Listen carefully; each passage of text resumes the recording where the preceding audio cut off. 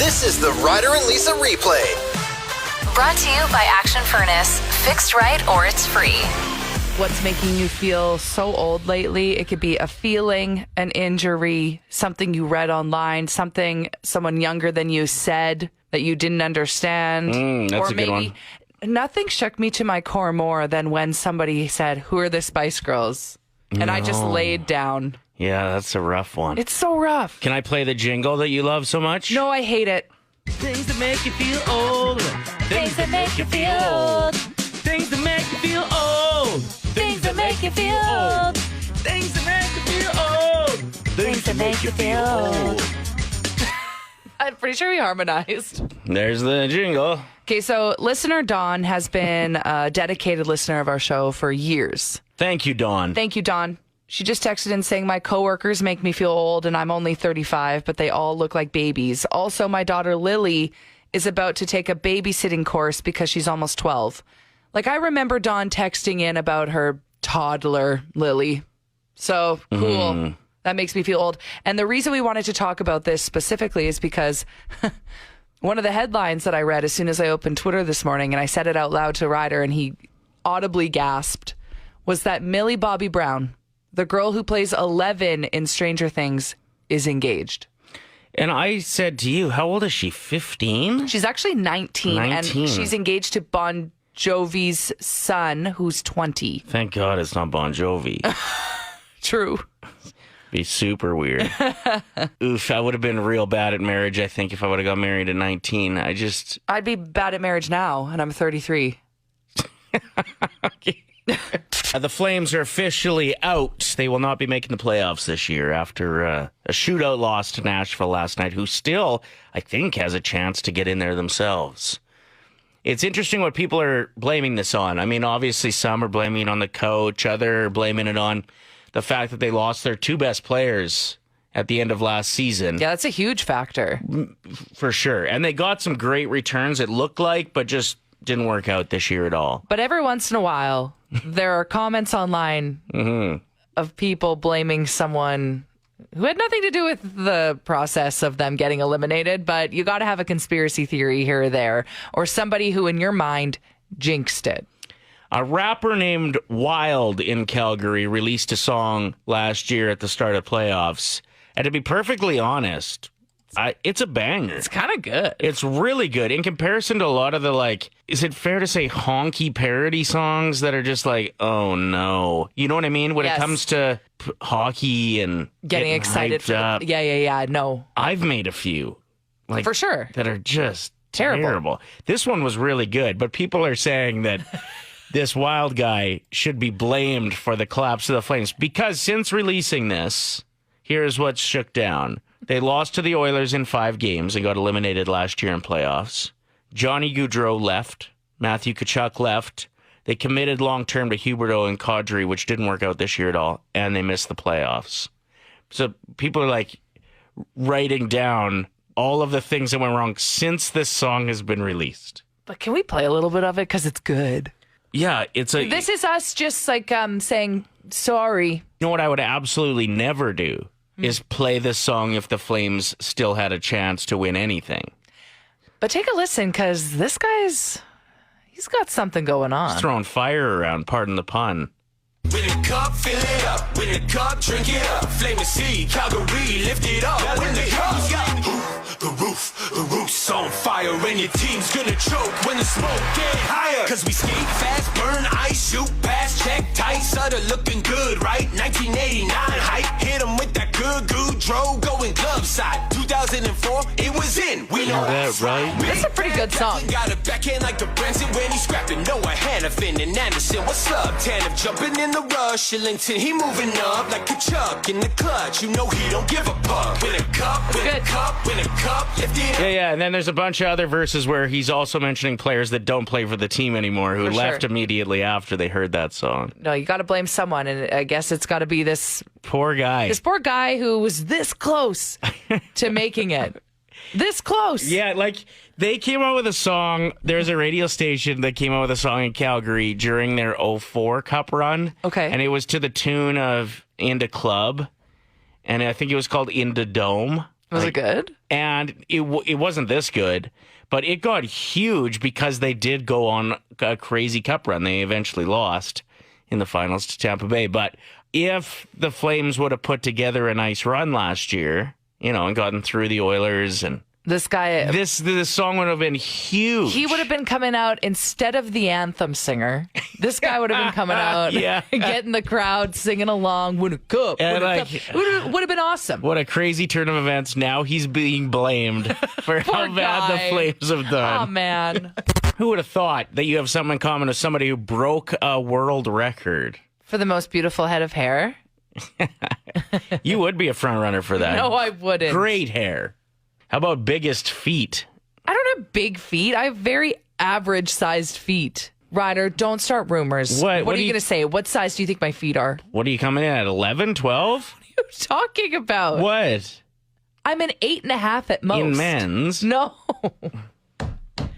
No. Oh, Lisa, don't leave the room. Come back. Listen, just because you wear a women's size 9 doesn't mean you have to start coming after me and starting rumors. I'm in a men's 9.5 now. Thank you very much. Men's 9.5? Yes. Are you sure? Yep. You want to take off my shoes right now? Okay, let me see those shoes. Oh, look what you have inside. I've heard of these. Those things that make you taller? That's what this is, right? No. That's what that is. You are full of trash. No, look, I'll take it out. Look at that. Lisa, you're lying. No, listen. That's what he puts in his shoes to make him look 2 inches taller. That's so cool. I've heard Lisa of that. is lying. No, you lie. I don't have big feet. So the woman who just broke the world record, you want to take a guess what she's For coming in biggest at? feet. Yeah. 13.5. No. I bet we have listeners that are 13.5. Really? Yeah. Some of your family members, if it's a genetic thing. Ryder. What? Everybody in my family has average sized feet. We share shoes. Unlike you, who can't share shoes with your friends because you have plantar warts. Oh, Well, what do you want me to do? you are on the attack. You started The it. best. What do you have in common with the Guinness World Record? Biggest guess. feet in the world? Get real. The best form of a good defense is good offense, they say. Exactly. So here what's she the comes. answer? What's the answer? She's coming in at... Size 18. No. Yeah, she's from Chicago. 6'9", size 18. We're talking like Ronald McDonald here. Yeah. That would be like elbow to fingertips, probably. No. Yeah, I think probably about that. Size 18 is a big That foot. actually fascinating. I think as a parent, I might be at the point where I'm going to throw out Easter chocolate. Like the Easter Bunny brought too much. Yeah. And now my kid is just on a sugar high. Like it feels like post-Halloween. My brother-in-law gets mad with how much chocolate we bring around. He's like, I don't need these meltdowns in my house. Yeah. Quit showing up with chocolate and then leaving as soon as the kids start crying. It is pretty wild, the difference in parents and what they allow for sugar. Because, like, I have a buddy who, he brought his daughters over for a movie night at my place. And he's like, don't worry, I'll get the snacks. Okay. He came rolling in with bags of 5-cent candies for each of them, chocolate bars for each of them, large Slurpees. No. And it was like, it's 8:30. I'm like, how are these kids going to sleep? They're never going to sleep. That's crazy. And then other people, they won't even let... awesome, though. They won't let their kids around a 5-cent candy. No. But kids react differently to sugar, too. Like, my kid goes off the wall. If she's had a lot of sugar. Immediately.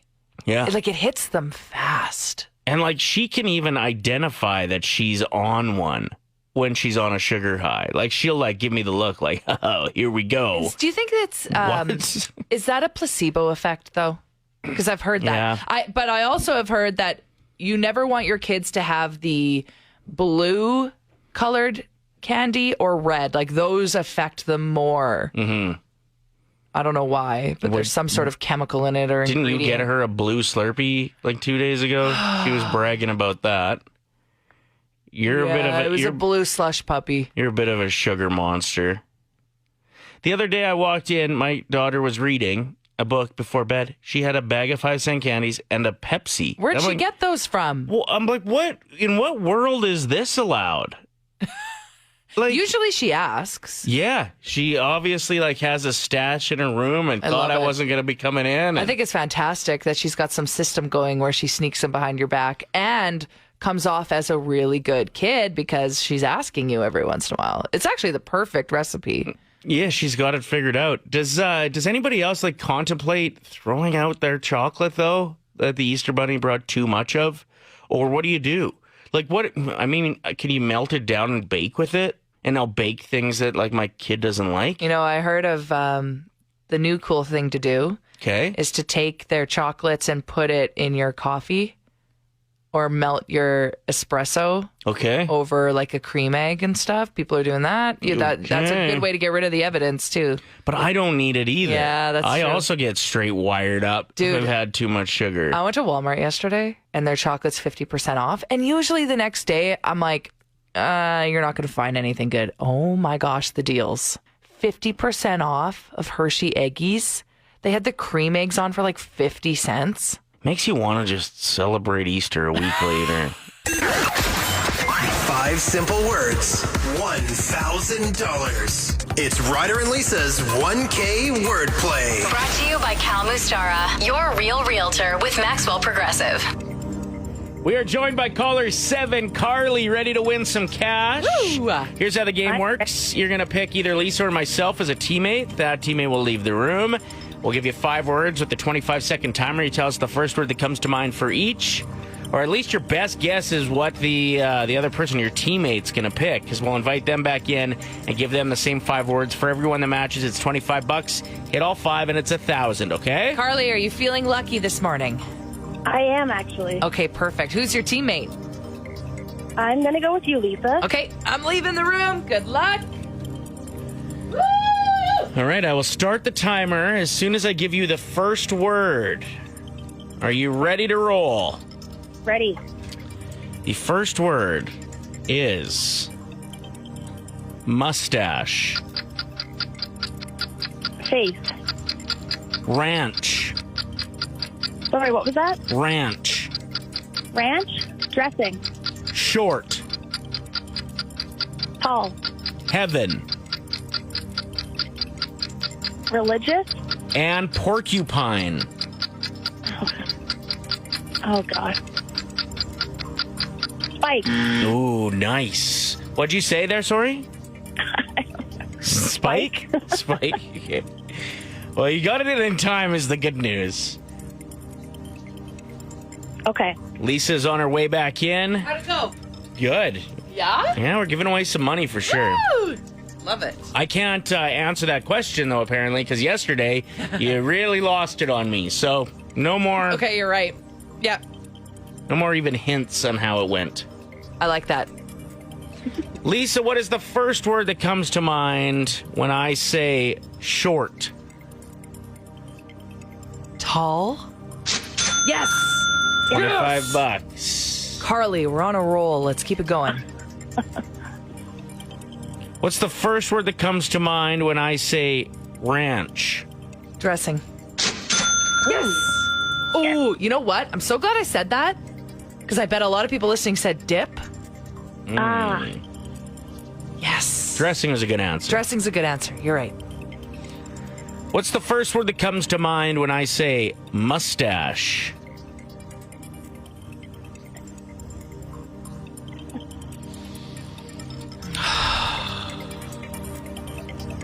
Hair. No, what? What is the word? What'd she say? She said face. Oh, Carly, no! Okay, we got to send her home with at least $75. So let's get this next one right. What's the first word that comes to mind when I say heaven?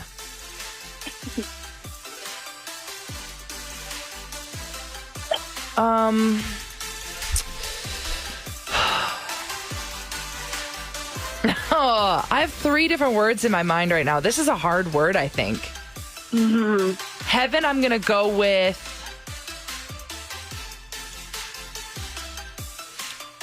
angel. I don't know. There's so many options for that. Cloud. She said religious. Oh, that's not bad. Yeah. That's a tough word. Pretty. You could have said anything with that one. Sky, God, hell. What's the... Well, I thought you guys might go hell because for short you went tall. Yeah, that's true. I know. I was thinking it. Dang, can we send her home with $75 today, Ryder? I don't think so. I'm not allowed to give clues. Well, we're at $50 so far, so there's no wall of shame at least. What's the first word that comes to mind, Lisa, when I say porcupine?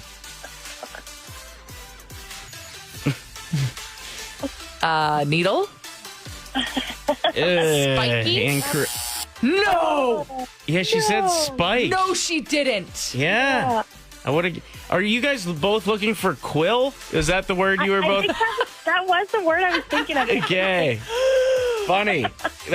I'm so mad at myself right now. Yeah. What the heck? She said spike. You said spiky. I think I would have. We would have given it to her for sure. Yeah, I think we would have actually. But I'm a silly woman. Well, Carly, you picked up $50 this morning. Better than nothing. Thanks so much, guys. Thanks for playing, Carly. Oh, I'm so mad I didn't say it first.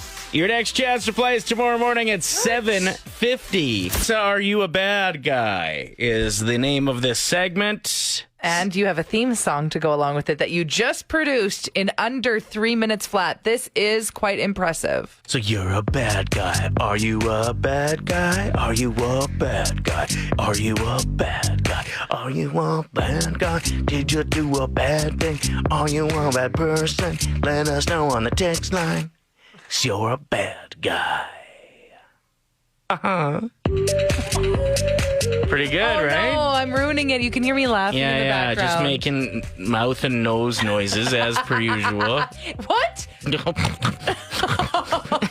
I do not sound like that. Okay, so here's how it works. You text us 780-784-7107 and just ask us if you're a bad person. We will say 1, 2, 3 and either say bad or not bad. Okay, are we giving names out or should we keep this anon?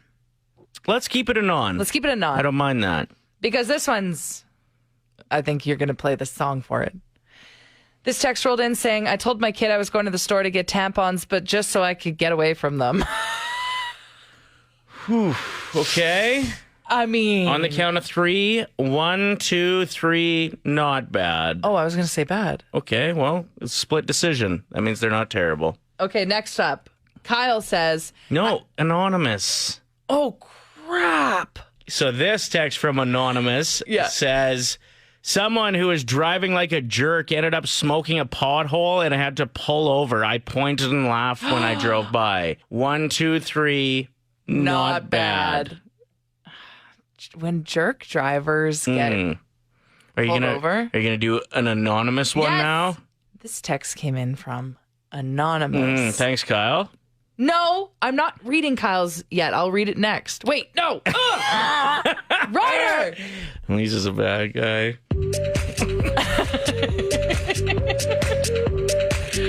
Okay, Anonymous wrote in, I won $20 on Lotto Max, didn't tell my wife, but reinvested it back into the lotto tickets. Am I a bad guy? 1, 2, 3, not a bad guy. No. Text here says, I left my grocery cart in a stall yesterday. 1, 2, 3, bad guy.